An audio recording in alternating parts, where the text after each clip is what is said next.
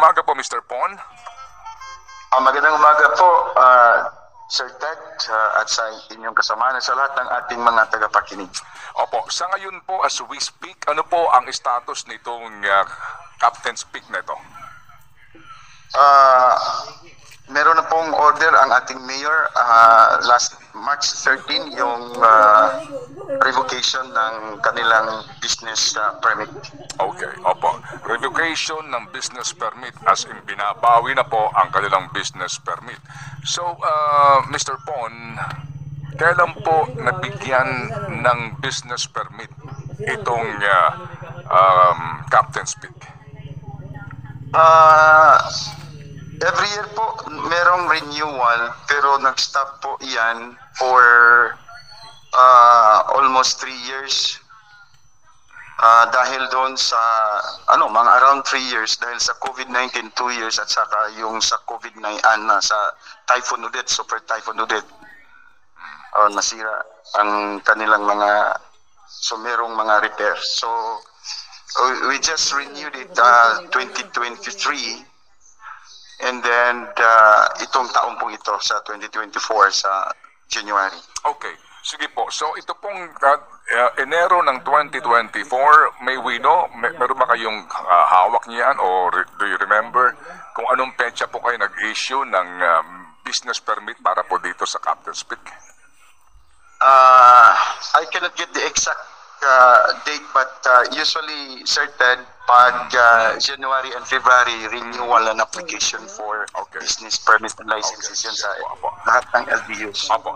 Alam po naman natin na Mr. Pon na ang mga LGUs bago mag-issue ho ng business permit o mayor's permit, meron munang kaukulang mga requirements na ho, di ba, that they have to comply itong mga nag-a-apply nito. Dito po sa Captain's Peak, sa mga resort diyan sa inyong lugar, ano ba ang mga requirements po ninyo?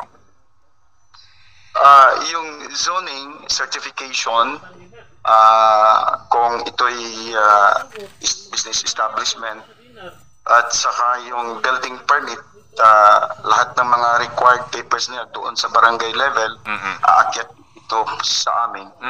At i-assist po iyan ng ating BPLO, ng ating assessor, lahat-lahat na po, pati yung sa Municipal Planning Development Office at saka sa Engineering Office. Opo. So ito pong Captain's Peak, dahil po sa siya ay itinayo sa isa pong lugar na itunuturing nga na nasa sa ilalim po sa ilang mga panuntunan, Proclamation at Republic Act, wala kayong hininging anuman pong karagdagang requirements para sa kanila? Hinihingan po natin ng ECC yan at yung PAMBI clearance, yung Protected Area Management Board, certed, nakaproduce naman sila ng Resolution 2022. I think that was July 14, 2022, when the Protected Area Management Board or PAMBI resolution came out, and they attached that napapaloob doon sa kanilang PAMBI resolution yung lahat-lahat na mga amenities nila. Opo. Itong binabanggit nyo na resolution na nanggagaling ito sa Provincial Protected Areas Management Board, right? PAMBI, no? Okay. No, Protected Area Management Board, isa pong national aid agency ito. It is saklaw po ito ng DENR. Yes sir. Yung nga po, no? Opo, itong binabanggit yung resolution, na kanila pong iniharap sa naturang resolution. Tama po, nag-concord dito yung director ng DENR, si Paquito Melicor, right? Opo. Yes, opo. And then, maliban po diyan, sa mga nagbigay ng, kumbaga, green light sa resort na ito, pero yung ECC na sinasabi, during the time po na nag-submit sila ng inyong hinihinging requirements, meron bang isinamang ECC? Wala po. Pero there is an ongoing effort on their part to process it to the DENR Region 7 po. Okay. Pero the fact that you said that one of the requirements, dahil nga po itong Captain's Peak ay nasa gitna po ng isang protected area and ECC is a requirement, ba't pa rin po kayo nag-issue po ng mayor's permit, ng business permit? Wala naman silang ECC. Yung PAMBI resolution will serve as a clearance for them and for us to issue. Kasi napapaloob din naman sa business permit nga they have to comply all other requirements.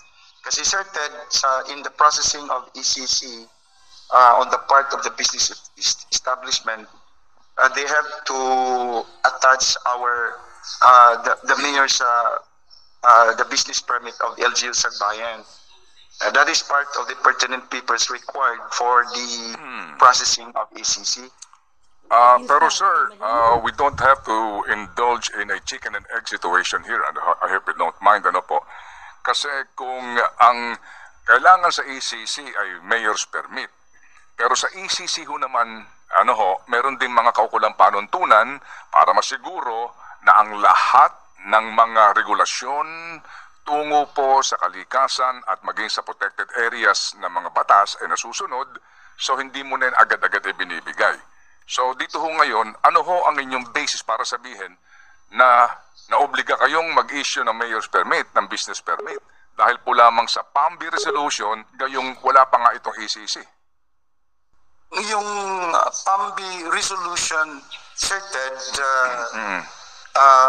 as a serves as our basis to do so because doon naman sa PAMBI resolution July 14, 2022 there was no mention about ECC.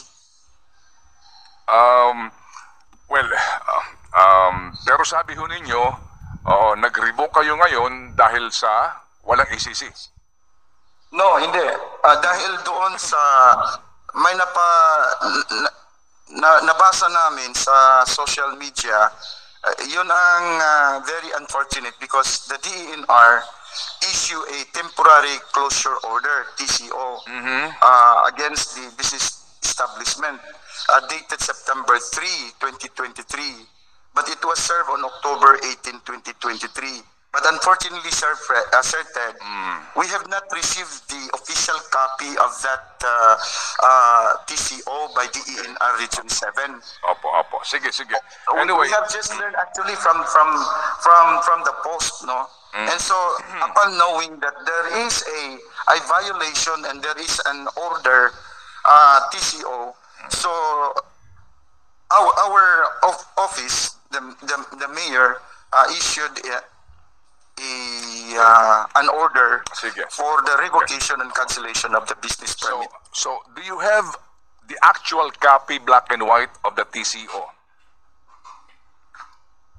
Wala. We don't have that. Yes. We have not received that. Okay. Actually, Yung nga, until now, we have not yes, received a copy. Opo, Mayor, I'm sorry, Mr. Pon, sorry ha. Opo, if I'm going to take the side of the owner, diba, you are reacting because of the social media post. And then, hindi ho ba it will be more prudent for the LGU before you even decide to close this resort to be able to read and have a copy of the temporary closure order or even the notice of violation? Kasi parang nag-react lang kayo kaninyo, kung ako din yung owner, maaaring hindi nagugustuhan ng iba itong gawin ng owner dito, pero why will you close a resort without even having a copy of the TCO?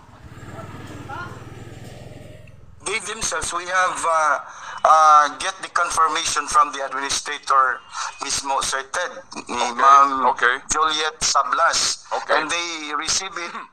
And unfortunately, once they receive and sign the notice, it was taken out. It was taken back by the server. Sige. Anyway, ito kasi ngayon sarado na. My point is, hindi ba ngayon naobliga kayong umaksyon dito at magpasarado dahil this is getting so much backlash at batikos sa LGU at sa DENR? Will you accept that fact? I don't think we do this action on the basis of bashing in the social media. Okay. But actually, we had been waiting for the DENR to act. on it. And so when it was confirmed by the Captain's Peak management, and so we acted swiftly because Opo, go ahead, sir. Go ahead. Opo. Sige. Anyway, so, everything now is water under the bridge, if we may say so. Kasi nga, nakasarado na ngayon, meron na kayong binawi po na kaninyo ay business permit. Pero matanong ko lang, ano po, nung ito po yung nag-a-apply sa inyo,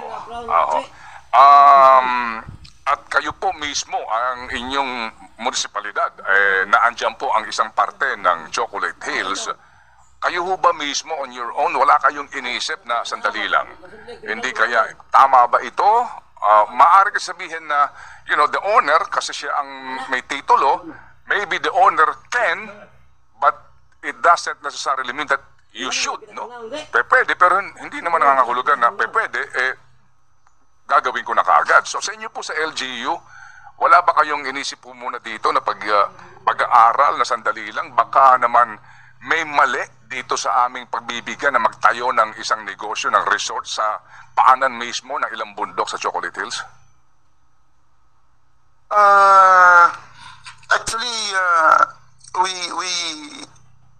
it's a tedious process in their application, and our local experts like our engineering office and the planning officer, among others, had been working on the ground with regards to their applications, and we rely on their expertise. And so when all the papers are submitted to the office of the mayor, so there is a presumption of regularity of the papers. In fact, we require the owner to seek a clearance and resolution from PAMBI, since PAMBI is the one protecting the protected area. Okay, opo. So presumption of regularity.